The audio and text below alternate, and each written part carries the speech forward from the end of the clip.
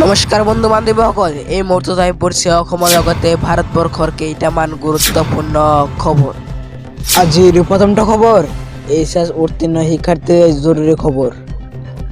এইবাৰ নতুন পদ্ধতিৰে হ'ব স্নাতক শাখাৰ নাম ভৰ্তি। স্মাৰ্ট পৰ্টেলৰ জৰিয়তে হ'ব নাম ভৰ্তি।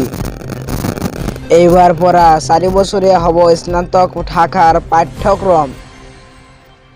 উচ্চ মাধ্যমিকৰ উত্তীৰ্ণসকলে এই পৰ্টেলৰ জৰিয়তে কৰিব লাগিব নাম ভৰ্তি। আজিৰ পৰৱৰ্তী খবৰ, জন্মনিৰ তদন্ত কৰিবলৈ গুৱাহাটীত উপস্থিত CBIৰ দল। CBIয়ে তন্ন পৰীক্ষা কৰিব সকলো প্ৰমাণ তথ্য। গুৱাহাটীত উপস্থিত হৈছে CBIৰ দল।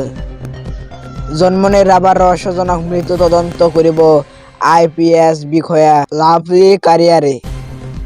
DGP GP সিঙৰ দিল্লী ভ্ৰমণৰ পিছতে অসমত উপস্থিত CBIৰ দল। আজিৰে পৰা তদন্ত প্ৰক্ৰিয়া আৰম্ভ কৰিব CBIৰ দলে। 2008 বেটছৰ IPS বিষয়া লাভলী কাটিয়াৰ। খবৰ, অহা 4 দিন ৰাজ্যত ৰুদ্ৰ ৰূপ ল'ব বতৰে। ৰাজ্যৰ 25খন জিলাত এলাৰ্ট জাৰি ভাৰতীয় বতৰ বিজ্ঞান কেন্দ্ৰৰ বিভাগে। যিকোনো মুহূৰ্ততে বতৰে ভয়ানক ৰূপ ল'ব পাৰে এই 25 জিলাত। মুষলধাৰ বৰষুণ ধুমুহাৰ আগজাননী 25 জিলালৈ।